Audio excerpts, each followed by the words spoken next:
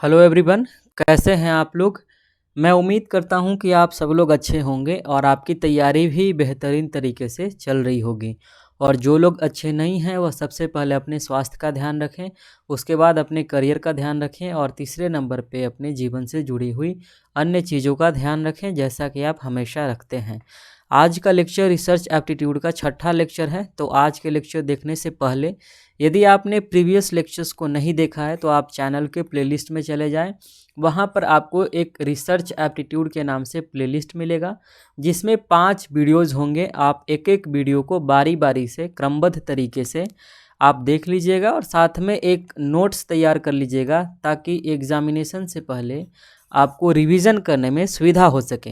और यदि वीडियो आपको पसंद आता है तो आप अपने तमाम दोस्तों के साथ भी इसे शेयर कीजिएगा, ताकि आपकी तरह वह भी जेआरएफ क्रैक कर सकें। और स्पेशली उन छात्रों के साथ शेयर कीजिएगा जो पैसे अफोर्ड नहीं कर सकते हैं, जो अच्छे संस्थान में नहीं पढ़ पाते हैं, जो गांव दूर देहात में रहकर पढ़ाई कर रहे हैं किसी भी तरीके से लिमिटेड संसाधन में। उन तमाम सारे दोस्तों के साथ इस वीडियो को शेयर कीजिएगा, ताकि उन्हें भी हमारी मदद मिल सके। तो चलिए फिर आज के लेक्चर की शुरुआत करते हैं। चलिए, यदि आपने प्रीवियस लेक्चर्स को देखा होगा तो आपको पता होगा कि हम लोग पिछले 2 लेक्चर से लगातार बात कर रहे हैं टाइप्स ऑफ रिसर्च के बारे में। टाइप्स ऑफ रिसर्च के बारे में तो देखो, यदि आप नए वीडियो को देखने के लिए आते हो ना, तो आप पुराने वीडियो को रिवीजन करते रहना, उसको पढ़ करके आना, देख करके आना, तभी अगला वीडियो आपको ज़्यादा समझ में आएगा। क्योंकि हम लोग जब रिवीजन करते रहते हैं और फिर एक क्रमबद्ध तरीके से सिस्टमैटिकली किसी चीज़ को हम लोग पढ़ते हैं तो चीज़ें हमें ज़्यादा समझ में आती हैं। और दूसरी बात, किसी चीज़ को आपको ज़्यादा दिनों तक याद रखना है, अपने मेमोरी में रखना है, तो आप उसको लिख कर पढ़ने की कोशिश करें। हमेशा उसको लिख कर पढ़ाई कीजिए। तो चलिए फिर आज के लेक्चर की शुरुआत की जाए। आज हम लोग बात करने वाले हैं types of research on the basis of process. On the basis of process आप लिखिए, पूरा लिखिएगा आप। On the basis of process Hindi में बोलेंगे प्रक्रिया के आधार पे, प्रक्रिया के आधार पर अनुसंधान का वर्गीकरण। जैसे आप लिखना चाहते हैं, हिंदी या अंग्रेजी, जिसमें आप लिख सकते हैं, जिसमें भी आप कंफर्टेबल हैं। सबसे पहले बात करते हैं यह कि प्रक्रिया के आधार पे अनुसंधान को कितने भागों में बांटा गया है। एक सवाल यदि आपसे यह पूछा जाए तो उसका जवाब आपको आना चाहिए। पहले नंबर पे देखिए कि types of research on the basis of process की यदि बात करें तो यहाँ पर रिसर्च को 3 हिस्सों में बांटा गया है, 3 भागों में बांटा गया है। पहला है जिसको बोलते हैं quantitative approach, quantitative research. Hindi में इसको क्या बोलते हैं? मात्रात्मक। यह शब्द आप काफ़ी दिनों से सुन रहे होंगे, क्योंकि यह शब्द मैं शुरू से ही आपको बता रहा हूँ। इसी को परिणामात्मक भी बोलते हैं, ठीक है, परिणाम। और इसी को अंग्रेजी में क्वांटिटेटिव बोलते हैं। दूसरे नंबर पे लिखिएगा, दूसरा जो इसका टाइप्स है उस टाइप को बोलते हैं क्वालिटेटिव, जो कि क्वांटिटेटिव के ठीक अपोजिट है। क्वालिटेटिव होता है, इसको हिंदी में बोलते हैं गुणात्मक अनुसंधान।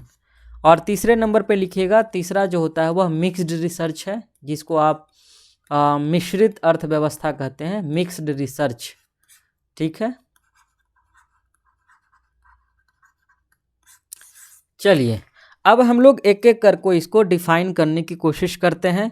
एक बात को ध्यान रखिएगा कि हम लोग किसी भी टॉपिक को पढ़ते हैं तो बहुत ही डेप्थ में पढ़ते हैं, ताकि उससे आने वाले तमाम सारे सवाल को हम लोग बिल्कुल आसानी से सॉल्व कर लें। इसलिए आप उबिएगा नहीं, हम लोग लंबे पढ़ते हैं, हम लोग लंबा पढ़ते हैं, और दूसरी बात हम लोग डेप्थ में स्टडी करते हैं। तो टाइम तो थोड़ा लगेगा, उसके लिए आप थोड़ा पेशेंस बना के रखना। चलो, आज के वीडियो में बस यही बात होगी। सबसे पहले बात कर लेते हैं हम लोग क्वांटिटेटिव रिसर्च के बारे में। मैंने आपको कई दिनों से मैं लगातार बता रहा हूँ आपको कि क्वांटिटेटिव रिसर्च होता क्या है। क्वांटिटेटिव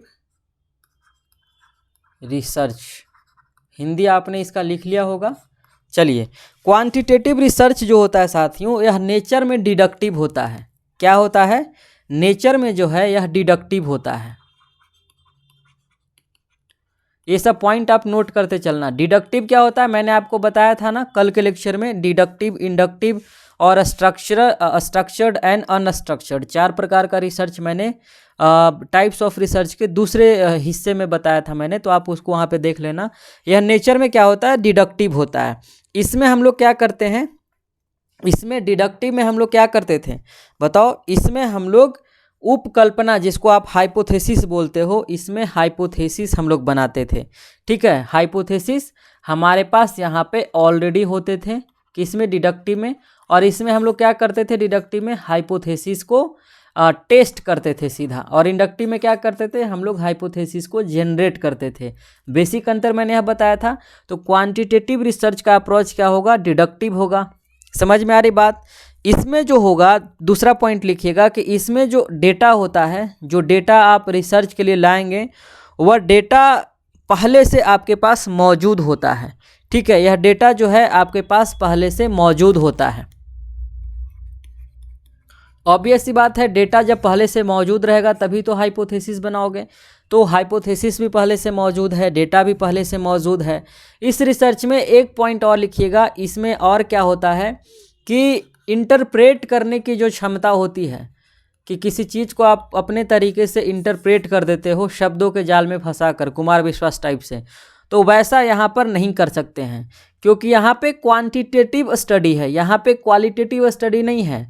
आपका इंटरप्रिटेशन नहीं चलने वाला है, यहाँ पे जो भी आंकड़े रहेंगे, ठीक है, उन आंकड़ों को आप गिन सकते हैं। ठीक, तो जैसे मान लो कि 10 आंकड़े हैं, तो आप 10 को 11 नहीं कह सकते हैं। ठीक है, लेकिन यदि आप क्वालिटेटिव रिसर्च में चलेंगे तो वहाँ पे शब्दों से लोग खेलते हैं, तो वहाँ पे ओपिनियन वगैरह चल करके आता है। ठीक है, वहाँ पे दिक्कत क्या होता है कि वहाँ पे जितने भी लेखक आएंगे सभी का अपना अपना अलग अलग ऑब्जर्वेशन होगा, अलग अलग शब्दावली होगा, तो वो लोग अपने अपने तरीके से इंटरप्रेट करेंगे। लेकिन यहाँ पर इंटरप्रेट ये लोग नहीं कर सकते हैं, कोई भी नहीं कर सकता है। और यह जो होता है क्वालिटेटिव स्टडी की तुलना में इसका वैल्यू थोड़ा ज़्यादा होता है। क्यों? क्योंकि इसको ज़्यादा साइंटिफिक माना जाता है, इसको ज़्यादा साइंटिफिक माना जाता है, क्योंकि इसमें आप वापस जब चेक करोगे इसको, तो आप जहाँ से इसको रिसर्च को किए थे, आप बिल्कुल वैसा ही डेटा आपको 110% मिल जाएगा, क्योंकि यहाँ पे इंटरप्रिटेशन है ही नहीं। आप समझ में आ रही बात। चलो, इसमें 2-3 चीज़ और लिख लेना, आपसे पूछा जा सकता है कि यहाँ पर जो डेटा हम लोग कलेक्ट करते हैं वह किसमें से करते हैं, कैसे करते हैं। ठीक है, डेटा कलेक्शन का कई तरह का सोर्स होता है, जैसे प्राइमरी सोर्स, सेकेंडरी सोर्स होता है, इंटरव्यूज़ वगैरह भी होते हैं, पर्सनल इंटरव्यू हम लोग किसी का लेते हैं, वो सभी डेटा कलेक्शन में ही आता है।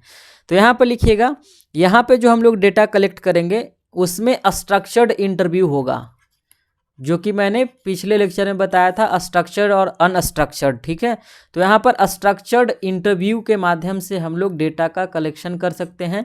उसके अलावा इसमें ऑब्जर्वेशन के माध्यम से भी, डेटा कलेक्ट कर सकते हैं। इसके अलावा कुछ रिकॉर्ड्स होते हैं जिसको आप इतिहास की भाषा में अभिलेख कहते हैं, तो रिकॉर्ड्स को हिंदी में भी अभिलेख ही कहा जाता है। ये सारी चीज़ें हो सकती है, या फिर कोई रिपोर्ट है तो आप उसका रिव्यू करते हैं, वह भी यहाँ पर डेटा के तौर पे काम कर सकता है, किसमें, क्वांटिटेटिव स्टडी में, क्वांटिटेटिव रिसर्च में। ठीक है, समझ में आ रही बात। और यह जो होता है वह आदेशात्मक होता है। क्या होता है, आदेशात्मक होता है। एक एक शब्द पे ध्यान देना। देखो, इससे जितना भी सवाल बन सकता है ना, तमाम सारी संभावनाओं को आप पहले ही दुरुस्त कर लीजिए, ताकि सवाल ये लोग कहाँ से पूछेंगे, जहाँ से भी ये लोग सवाल पूछें आप सॉल्व कर लीजिएगा। इसलिए एक एक पॉइंट को आप मेंशन करते चलना और उसको याद करते चलना। 2-3 बार आप देखोगे वीडियो को तो वो खुद ब खुद याद हो जाएगा। इसमें एक पॉइंट और मेंशन कीजिएगा कि इस रिसर्च में क्या होता है कि इस रिसर्च में जो आपका काउज है, ठीक है, काउजेशन थ्योरी समझते हो, काउजेशन थ्योरी, जिसमें काउज एंड इफेक्ट का रिलेशन हम लोग पढ़ते हैं। इफेक्ट का मतलब प्रभाव से नहीं है, यहाँ पे काउज का मतलब कारण और इफेक्ट का मतलब परिणाम से है। तो इसमें जो क्वांटिटेटिव स्टडी होता है उसमें कारण और परिणाम का जो संबंध है वह बहुत ही स्पष्ट होता है। ठीक, तो क्वांटिटेटिव रिसर्च क्या होगा, काउजेशन थ्योरी पर आधारित होता है, काउजेशन थ्योरी पर निर्भर होता है। यहाँ तक समझ में आ गई बात। चलिए, यदि आपने क्वांटिटेटिव समझ लिया है तो फिर आप क्वालिटेटिव समझ लोगे, क्योंकि इसका ठीक उल्टा होगा। तो चलते हैं हम लोग क्वालिटेटिव रिसर्च के बारे में पढ़ते हैं। दूसरे नंबर पे लिखिए qualitative research, qualitative research, qualitative research में क्या लिखेंगे, वहाँ पे चूंकि डिडक्टिव था तो यह क्या होगा, इंडक्टिव होगा। तो इंडक्टिव होगा तो यहाँ पे क्या होगा, यहाँ पर हम लोग हाइपोथेसिस को जनरेट करेंगे। ठीक है, यहाँ पे थ्योरी जनरेट करेंगे हम लोग, वहाँ पे थ्योरी ऑलरेडी हमारे पास था, इसीलिए वहाँ पे हम लोग हाइपोथेसिस टेस्टिंग का काम कर रहे थे, यहाँ पे थ्योरी जनरेट करने का काम करेंगे। यहाँ तक समझ में आ गई बात। गुणात्मक अनुसंधान में यानी क्वालिटेटिव रिसर्च में हम लोग 3 सवालों का जांच पड़ताल करते हैं। पहला क्या, और दूसरा कब, दूसरा क्या कब, और तीसरा कैसे। इन 3 सवालों का जांच पड़ताल हम लोग करते हैं कहाँ पे, क्वालिटेटिव स्टडी में, क्वालिटेटिव रिसर्च में। इस बात को हमेशा याद रखना, आपसे पूछा जा सकता है कि क्या, कहाँ और कब जैसे प्रश्नों का जांच हम लोग किस प्रकार के रिसर्च में करते हैं, तो यह कह सकते हैं हम लोग कि क्वालिटेटिव स्टडी में करते हैं। इसके अलावा हम लोग वाई का भी जांच करते हैं। ठीक है, क्यों, मतलब कोई भी घटना क्यों घटा, तो इस कारण का जांच करना भी क्वालिटेटिव स्टडी के अंतर्गत ही आता है, क्योंकि क्यों वाला मामला तो कभी भी क्वांटिटेटिव में तो नहीं आ सकता है ना दोस्तों। ठीक है, तो आप समझ में आ रही बात। चलिए दूसरे नंबर पे बात करते हैं। यहाँ तक आपने पॉइंट समझा, तो अब इसको मैं मिटाता हूँ। चलिए इसमें और देखते हैं तीसरा पॉइंट। क्वांटिटेटिव स्टडी में क्या होता था कि सैंपल डिजाइन जो हम लोग लेते थे रिसर्च से पहले, वह छोटा होता था, किसके तुलना में, क्वालिटेटिव रिसर्च में जो डेटा लेंगे उसके तुलना में। तो यहाँ पर जो सैंपल डिजाइन होगा, यहाँ पर जो सैंपल लेंगे वह सैंपलिंग हमारा उसके तुलना में बहुत बड़ा होगा। ठीक है, बड़ा होगा, कितना बड़ा, उसके तुलना में हमेशा बड़ा होगा। तो आपसे पूछा जा सकता है, इसलिए इस बात को ध्यान रखिएगा। यहाँ तक समझ में आ गई बात। चलिए यहाँ तक समझ में आ गई, तो फिर आगे 1-2 पॉइंट और लिखिए। इस रिसर्च में जो है लोगों का अपना ओपिनियन जो होता है, ठीक है, वह बहुत काम कर रहा होता है। परसेप्शन जो होता है उनका, वह काम कर रहा होता है। उनका रिकमेंडेशन जो होता है वह भी काम कर रहा होता है इसमें, क्योंकि लोग अपने तरीके से इंटरप्रेट कर सकते हैं इसमें। 5वां जो होगा, इसमें इंटरप्रिटेशन का संभावना रहता है, लोग अपने तरीके से चीज़ों को इंटरप्रेट कर सकते हैं। ठीक, यहाँ तक समझ में आ गई बात, आ गई ना। चलो आगे बढ़ते हैं। इसमें और काम क्या करते हैं हम लोग, इसमें एनालाइज जब करते हैं हम लोग तो अपने तरीके से करते हैं, इसी को इस भाषा में हम लोग इंटरप्रेट कहें, बात एक ही है। समझ में आ गई बात। चलो यहाँ तक समझ में आ गई, तो आगे बढ़ते हैं। अब देखो, आप कह सकते हो कि इसमें जब क्वालिटेटिव रिसर्च कोई होगा तो इसमें किसी व्यक्ति का जो अपना पक्ष है, ठीक है, उसका प्रभाव ज़्यादा दिखेगा। तो जैसे ही पक्ष का प्रभाव ज़्यादा दिखेगा तो यह रिसर्च जो है बहुत ज़्यादा साइंटिफिक नहीं होगा। इसलिए सवाल खड़ा हुआ था कि सोशल साइंस वगैरह का जो सब्जेक्ट होता है उसमें केवल क्वालिटेटिव रिसर्च क्यों होता है, क्वांटिटेटिव रिसर्च क्यों नहीं किया जाता है। ऐसा 1970-80 के दशक में ऐसा आवाज़ उठा। उसके बाद इसीलिए तीसरे नए रिसर्च का जन्म हुआ, जिसको आगे हम लोग पढ़ने वाले हैं मिश्रित अनुसंधान के नाम से। यहाँ तक समझ में आ रही बात, आगे बढ़ते हैं। इसी में अभी हम लोग कर रहे हैं, क्वालिटेटिव रिसर्च में ही कर रहे हैं। 1-2 पॉइंट और लिखिएगा। इसमें लिखिएगा कि क्वालिटेटिव रिसर्च अक्सर हम लोग किसी भी प्रकार का जब पॉलिसी मेकिंग करते हैं, जब हम लोग नीति किसी प्रकार को बनाते हैं या फिर कोई भी प्रोग्राम करते हैं हम लोग, तो प्रोग्राम करने के लिए भी तो हम लोग पॉलिसी मेकिंग का काम करते हैं। तो किसी भी प्रकार का पॉलिसी बनाते हैं या फिर किसी प्रकार का कार्यक्रम करते हैं, तो उन सभी चीज़ों का इवैल्यूएशन करने के लिए, उन सारे चीज़ों का इवैल्यूएशन करने के लिए जिस रिसर्च मेथड का या फिर जिस रिसर्च टाइप का इस्तेमाल करते हैं, उसी को हम लोग गुणात्मक अनुसंधान भी कहते हैं। ठीक है, इसमें कुछ स्पेशल अप्रोचेज का भी इस्तेमाल किया जाता है, कुछ स्पेशल अप्रोचेज का भी इस्तेमाल किया जाता है, क्योंकि यहाँ पर अप्रोच का वैल्यू ज़्यादा है। ठीक है, तो यहाँ पे कुछ स्पेशल अप्रोचेज का भी इस्तेमाल किया जाता है, कुछ स्पेशल मेथड्स भी होते हैं, कुछ स्पेशल मेथड्स भी होते हैं, उनका भी इस्तेमाल किया जाता है, कुछ अप्रोचेज। 2-3 बातें आपने लिखा। ठीक है, चलो आगे बढ़ते हैं। अब इसी में आप देखोगे कि जो क्वालिटेटिव रिसर्च होता है वह कई प्रकार का हो जाता है, ठीक है। उसको कई हिस्सों में हम लोग बांट करके देखते हैं। जैसे उदाहरण के तौर पे हम लोग देख सकते हैं कि जब हम लोग किसी भी चीज़ को डायरेक्ट जब ऑब्जर्व करते हैं, जब किसी भी चीज़ को हम लोग डायरेक्ट ऑब्जर्व करते हैं, जो हमारा डायरेक्ट ऑब्जर्वेशन होता है उसको भी हम लोग क्वालिटेटिव रिसर्च में रखते हैं। क्योंकि डायरेक्ट ऑब्जर्वेशन हमारा होगा तो उसमें हमारा पक्ष आ सकता है, उसमें हमारा झुकाव दिख सकता है। तो यह क्वांटिटेटिव स्टडी तो बिल्कुल नहीं होगा, क्योंकि ऑब्जर्वेशन चल कर के आया है, ठीक है। समझ में आ रही बात। वहाँ पर ऑब्जर्वेशन का इस्तेमाल हम लोग डेटा कलेक्शन के लिए कर रहे थे, यहाँ पर ऑब्जर्वेशन हम लोग किसी चीज़ को इंटरप्रेट करने के लिए कर रहे हैं। दूसरे नंबर पर यदि आप देख सकते हैं तो किसी व्यक्ति का इसमें क्वालिटेटिव स्टडी में हम लोग इन डेप्थ इंटरव्यू भी लेते हैं, इन डेप्थ इंटरव्यू भी लेते हैं। क्यों? जैसे मान लो सोशल साइंस में आप केस स्टडीज़ कर रहे हो, ठीक है, या फिर किसी भी टॉपिक पे रिसर्च कर रहे हो, किसी कम्युनिटी पे, कास्ट पे, ग्रुप पे, तो उस ग्रुप पे पहली बार मान लीजिए आप रिसर्च कर रहे हैं, या फिर आप बीच में रिसर्च कर रहे हैं, आपसे पहले भी कई लोगों ने किया है, तो उस जो कम्युनिटी के कुछ चुनिंदा लोग हैं उनका आप इंटरव्यू लेते हो, तो वह जो इन डेप्थ इंटरव्यू है उसे भी क्वालिटेटिव स्टडी में काउंट किया जाता है, ठीक। और कोशिश होती है कि यह जो इंटरव्यू होगा वह इन डेप्थ ही होगा, ज़्यादा डेप्थ होगा, ठीक है, क्योंकि वह स्ट्रक्चर्ड नहीं होता है ना, अनस्ट्रक्चर्ड होता है। तीसरे नंबर पे बात करते हैं, नैरेटिव से रिलेटेड कोई भी चीज़ होगा, नरेशन या नैरेटिव से रिलेटेड कोई भी चीज़ होगा तो ऑब्वियस सी बात है क्वालिटेटिव होना चाहिए, क्योंकि यहाँ पे क्वांटिटेटिव जैसी चीज़ तो कभी आ ही नहीं सकती है। क्योंकि नैरेटिव होगा, नरेशन होगा तो इंटरप्रिटेशन की संभावना रहेगी। समझ में आ रही बात।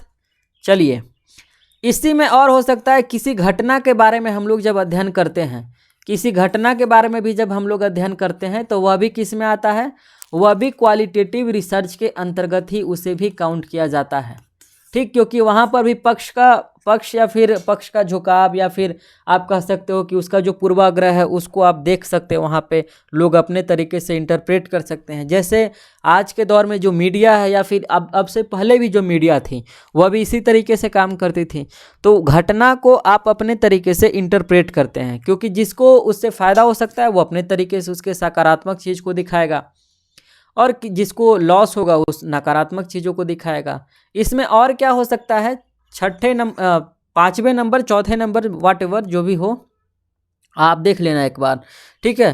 कुछ रिसर्च हम लोग करते हैं ग्रुप में, ठीक है, तो जो फोकस्ड ग्रुप रिसर्च होता है उसे भी हम लोग इसी में शामिल करते हैं। इसमें कई सारे लोग मिल करके, ठीक है, इसमें क्या होता है कि कुछ व्यक्तियों का हम लोग समूह तैयार करते हैं और उसको किसी भी टॉपिक पे चर्चा करने के लिए हम लोग बुलाते हैं, और वहाँ से जो ओपिनियन मेकिंग का काम होता है उसको हम लोग अपने रिसर्च में डालते हैं। तो यहाँ पर भी क्या होगा, यह भी क्वालिटेटिव चीज़ होगा, क्योंकि एक तरीके का क्या है, नैरेटिव है, नरेशन है। यहाँ तक समझ में आ रही बात। आगे बढ़ते हैं। इसी में आप यह भी देख सकते हो कि जब आप, चूँकि qualitative study mostly social science और ह्यूमैनिटीज़ वगैरह के सब्जेक्ट में होता है, तो यहाँ पर हम लोग किसी भी इथनोग्राफिक अकाउंट के बारे में भी रिसर्च करते हैं। इथनोग्राफी का क्या मतलब है, किसी खास प्रजाति के बारे में, जैसे आदिवासियों की कोई खास प्रजाति है, या जानवर की कोई खास प्रजाति है, मानव की कोई खास प्रजाति है, फिर आदि मानव की कोई खास प्रजाति है, तो उनके बारे में यदि आप रिसर्च करते हैं तो वहाँ पर भी आपका इंटरप्रिटेशन काम कर रहा होता है, ठीक। तो जो इथनोग्राफिक अकाउंट होता है वो जनरली एंथ्रोपोलॉजी से जुड़ा हुआ चीज़ है, ठीक है। जनरली क्या है, एंथ्रोपोलॉजी से जुड़ा हुआ है, और एंथ्रोपोलॉजी में ज़्यादातर जो रिसर्च हुए हैं ना वो क्वालिटेटिव स्टडी हुए हैं। तो यहाँ पर भी संभावना यही होती है कि आपका पक्ष या आपका पूर्वाग्रह दिख सकता है, यहाँ पर आपका नरेशन काम कर सकता है, यहाँ पे आपका नैरेटिव काम कर सकता है। तो यह जो होगा वो क्वालिटेटिव स्टडी होगा, क्वांटिटेटिव स्टडी बिल्कुल भी नहीं होगा। एक जो रिसर्च होता है वो बहुत फेमस होता है, ठीक है, आप करना चाहो तो आप कर सकते हो, वो होता है case study research. Case study के कई फ़ायदे भी हैं और कई लॉस भी हैं। जब हम लोग पढ़ेंगे ना कि केस स्टडी रिसर्च क्या होता है, तब वहाँ पे मैं आपको बताऊँगा विस्तार से कि केस स्टडी के क्या फ़ायदे हैं, क्या लॉस हैं। फिलहाल यह समझिए कि केस स्टडी रिसर्च जो है वह क्वालिटेटिव स्टडी में आता है, क्योंकि केस स्टडी में हम लोग क्या अध्ययन करते हैं, किसी व्यक्ति के बारे में केस स्टडी कर सकते हैं, किसी संस्था के बारे में कर सकते हैं, किसी जाति के बारे में कर सकते हैं, किसी समाज के बारे में कर सकते हैं, किसी समूह के बारे में कर सकते हैं, ठीक है। तो यहाँ पर भी इंटरप्रिटेशन काम कर रहा होता है। डेटा तो आएगा ही, लेकिन डेटा के साथ साथ इंटरप्रिटेशन काम कर रहा होता है। यहाँ पे किसी व्यक्ति के व्यवहार के बारे में भी रिसर्च कर सकते हैं, कोई कंपनी है उसके बारे में आप केस स्टडी कर सकते हैं, कोई मीडिया न्यूज़ चैनल है उसके बारे में केस स्टडी कर सकते हो, या फिर आपके आसपास में कोई खास जाति के व्यक्ति हैं जो बहुत कम संख्या में है, या फिर उनका एक निश्चित संख्या है, उनका एक अलग कल्चर दिखता है, तो आप उनका केस स्टडी कर सकते हो। इस तरीके से केस स्टडी करके, या फिर अपने शहर का केस स्टडी कर सकते हो। आपके शहर में ज़्यादा रेप होता है तो आप उसका केस स्टडी कर सकते हैं। तो केस स्टडी रिसर्च जो होता है वह भी किस में आता है, वह भी क्वालिटेटिव रिसर्च के अंतर्गत काउंट किया जाता है। ठीक है, समझ में आ रही बात। और केस स्टडी जो होता है ना, कई मौक़ों पे बहुत इन डेप्थ होता है और कई मौक़ों पे इसे छिछला भी माना जाता है, लेकिन फ़िलहाल हम लोग वहाँ पे नहीं पढ़ रहे हैं, केस स्टडी का लेक्चर नहीं है। जब करेंगे तो वहाँ पे मैं अब इसके बारे में और विस्तार से आपको बताऊँगा। तो यह जितने भी थे, यह सभी के सभी क्या थे, यह सारे के सारे जो रिसर्च थे, जितने भी मैंने पॉइंट आपको नोट कराए, एक पॉइंट और नोट कर लीजिएगा, पॉइंट नंबर जी या एच वॉट एवर। जो ग्राउंडेड रिसर्च होते हैं ना, जो ग्राउंड लेवल पे हम लोग रिसर्च करते हैं, जो ग्राउंडेड रिसर्च होता है वह भी कहीं ना कहीं क्वालिटेटिव स्टडी के अंतर्गत ही, क्वालिटेटिव रिसर्च के अंतर्गत ही उसे भी काउंट किया जाता है। ठीक है, तो इस बात को भी आप मेरे ख्याल से समझ गए होंगे। तो 8-10 पॉइंट मैंने आपको बताया किसमें, क्वालिटेटिव रिसर्च में। अब हम लोग बात करते हैं तीसरे नंबर का जो रिसर्च है हमारा, वह mix research.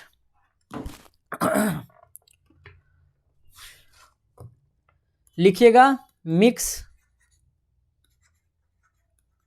Mixed research. Hindi में इसको क्या बोलेंगे, मिश्रित अनुसंधान।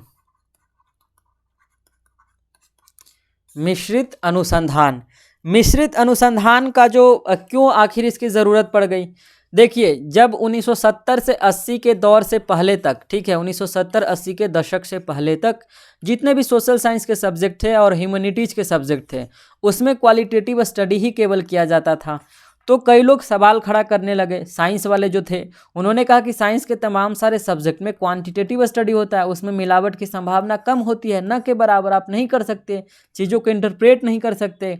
इसलिए इन्होंने कहा कि सोशल साइंस वाले सब्जेक्ट में क्वांटिटेटिव स्टडी क्यों नहीं होना चाहिए। तो यहाँ पर चूंकि तो क्वालिटेटिव हो ही रहा था, तो क्या क्वालिटेटिव हटा करके केवल क्वांटिटेटिव कर देते तो काम होता? नहीं होता, क्योंकि सोशल साइंस सब्जेक्ट ही वैसा है जिसमें केवल क्वांटिटेटिव स्टडी नहीं किया जा सकता है, इसीलिए उसको क्वालिटेटिव रिसर्च के साथ रखा गया है। आप समझ में आ रही बात आपको। इसीलिए सोशल साइंस वाले ने क्या किया कि इन सारे फिर ज़्यादा सवाल न खड़ा करें, इसीलिए इन सभी ने मिल करके एक नई रिसर्च प्रणाली का जन्म दिया 1970-80 के दशक में, जिसे आप मिक्स रिसर्च के नाम से जानते हैं, मिश्रित अनुसंधान के नाम से जानते हैं। ठीक है, तो मिश्रित अनुसंधान जब आया तो इसमें क्वालिटेटिव रिसर्च भी होगा और क्वांटिटेटिव रिसर्च भी होगा। तो यहाँ पर से क्या हुआ कि जो सोशल साइंस के सब्जेक्ट थे वहाँ पे मिक्स होकर के भी रिसर्च होने लगा। तो सोशल साइंस के कई सारे अभी टॉपिक हैं, आप रिसर्च करोगे तो आपको क्वांटिटेटिव भी करना होगा और थोड़ा बहुत क्वालिटेटिव भी, या ज़्यादा क्वालिटेटिव और थोड़ा बहुत क्वान्टिटेटिव भी आप कर सकते हैं मिक्स करके, या फिर आप अकेले भी कर सकते हैं। लेकिन 70-80 के दशक के बाद से यह मिक्स रिसर्च में आने लगा, इसीलिए इसको मिश्रित अनुसंधान के दृष्टिकोण से देखते हैं हम लोग। और सोशल साइंस और तमाम सारे सब्जेक्ट थे जो ह्यूमैनिटीज़ के थे, लैंग्वेज वगैरह जो थे, इसमें भी मिक्स रिसर्च का प्रयोग किया जाने लगा। तो आज के रिसर्च के वीडियो में इतना ही, फिर मिलेंगे हम लोग अगले लेक्चर में एक नए टॉपिक के साथ। टाइप्स ऑफ रिसर्च में 1-2 लेक्चर और होगा। तब तक के लिए आप अपना एवं अपनों का ख्याल रखिए और प्लीज़ आप नए लोगों को चैनल पर जोड़िए। फिर मिलेंगे। Thank you very much.